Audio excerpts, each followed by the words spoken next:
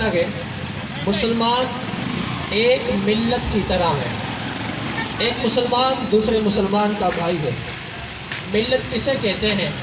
علامہ اقبال فرماتے ہیں کہ کانٹا جو چبھے قابل میں کسے، کانٹا جو چبھے قابل میں کسے، تو ہندوستان کا ہر پیر و جواں بےتاب ہو جائے. مسلمان کے درد کو محسوس کرتا ہے. آقا علیہ السلام نے ارشاد فرمایا کہ مسلمان ایک جسم کی مانند ہے. اگر جسم کے کسی حصے میں درد ہو تو آنکھ میں اگر درد ہو تو پورا جسم بے قرار ہو جاتا ہے. سر میں اگر درد ہو تو پورا جسم بے قرار ہو جاتا ہے. ایک مومن کو تکلیف ہو تو دوسرا مومن اس کی تکلیف کو محسوس کرتا ہے جیسے وہ تکلیف اس کو نہیں بلکہ اس مومن کو ہو رہی ہے.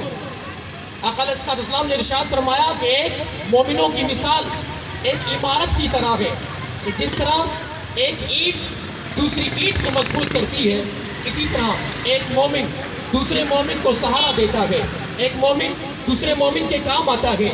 آقا علیہ السلام نبی کریم صلی اللہ علیہ وسلم نے ہمیں یہ سمجھایا کہ مسلمان کوئی بھی ہو، چاہے وہ پنجابی ہو، پٹھان ہو، افغانی ہو، کشمیری ہو، یا وہ شام کا کوئی مسلمان ہو، یا برما میں کوئی مسلمان ہو، یا فلسطین میں کوئی تڑپنے والا مسلمان ہو، وہ تمہارا بھائی ہے. تم اس کے درد کو ایسے ہی محسوس کرو جیسے کسی تمہارے عضو میں درد ہو جائے تو تمہارا جسم بے قرار ہو جاتا ہے. ایسے ہی مومن کسی دوسرے مسلمان کی تکلیف کو دیکھ کر بے قرار ہونا چاہیے، اس درد کو محسوس کرنا چاہیے اور اس کی مدد کرنی چاہیے، اس کی مدد کو جانا چاہیے. میرے دوستو، کشمیر سے ہمارا رشتہ کیا؟ لا الہ الا اللہ یہ نعرہ ہے. کشمیریوں سے ہمارا جو تعلق کسی ملک کی وجہ سے نہیں ہے، کسی ذات کی وجہ سے نہیں ہے، کسی قوم کی وجہ سے نہیں ہے. کشمیر سے ہمارا تعلق ہے تو مصطفیٰ کریم صلی اللہ علیہ وسلم کے قلب شریف کی وجہ سے. میرے دوستو، میرے بھائی، میرے عزیزوں، کریم آقا علیہ السلام جن کے بارے میں قرآن فرماتا ہے حریص علیکم بالمؤمنین رؤوف الرحیم، جو مومنوں کے درد کو محسوس کرتے ہیں.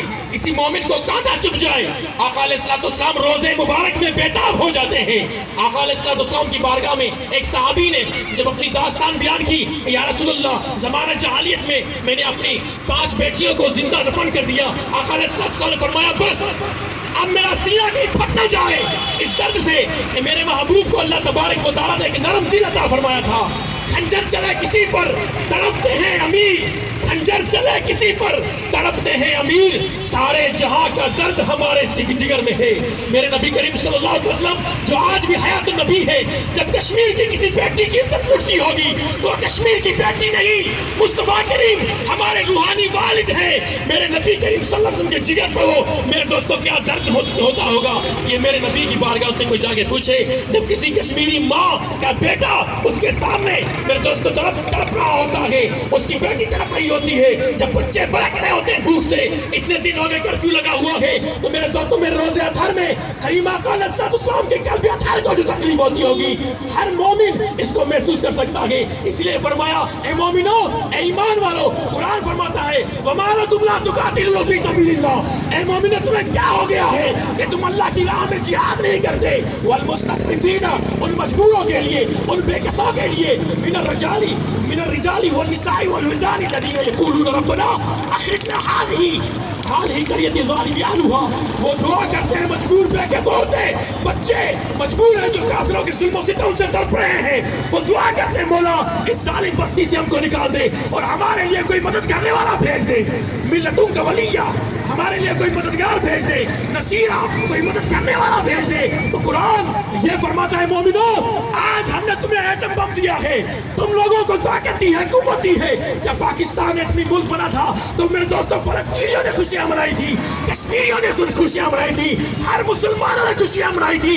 یہ پاکستان ایک پاکستان نہیں، مسلمانوں کی طاقت ہے، کیونکہ یہ ملک اس نظریے پہ بنا تھا. یہ پاکستان کا مطلب کیا؟ لا الہ الا اللہ. اب یہ پاکستان ہر اس مسلمان کے لیے مدد کے لیے نکلے گا جہاں ظلم ہو رہا ہے، پاکستان وہاں پہنچے گا. لیکن افسوس، صد افسوس، ہم لوگوں نے نااہلوں کو ووٹ دے کر ان کو اسمبلیوں میں بٹھا دیا. حضرت عمر فاروق رضی اللہ تعالیٰ عنہ ایک بار صحابہ سے پوچھ رہے تھے اے صحابیوں تمہاری کیا خواہش ہے بتاؤ. اس سے ایک صحابی نے عرض کیا اے عمر فاروق میری خواہش ہے کہ اتنی دولت ہو ساری اللہ کی راہ میں خرچ کر دوں. کسی نے کوئی خواہش بتا دی.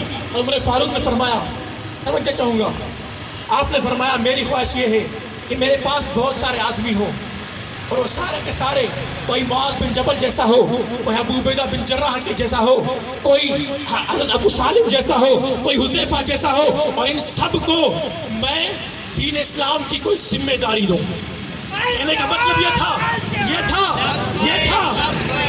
یہ کہنے کا مطلب تھا کہ انقلاب پیسوں سے نہیں آتے, انقلاب تبدیلی دنیا سے دولت سے نہیں آتی. تبدیلی تب آتی ہے جب ذمہ داری کسی ذمہ دار کو دی جائے, ذمہ داری ایسے شخص کو دی جائے جو اس ذمہ داری کو سنبھالنے کا قابل ہو. اسمبلی میں وہ لوگ بیٹھے جو دین کو جاننے والے ہو, جو مسلمان کے درد کو سمجھنے والے ہو. جب کسی کشمیری بیٹی پہ ظلم ہو وہ نبی کا عاشق پروانہ اس کا جگر جلدی ہو جائے اور وہ بھی اس اپنی بیٹی کی مدد کے لیے نکل پڑے, اپنی بیٹی کی مدد کے لیے نکل پڑے.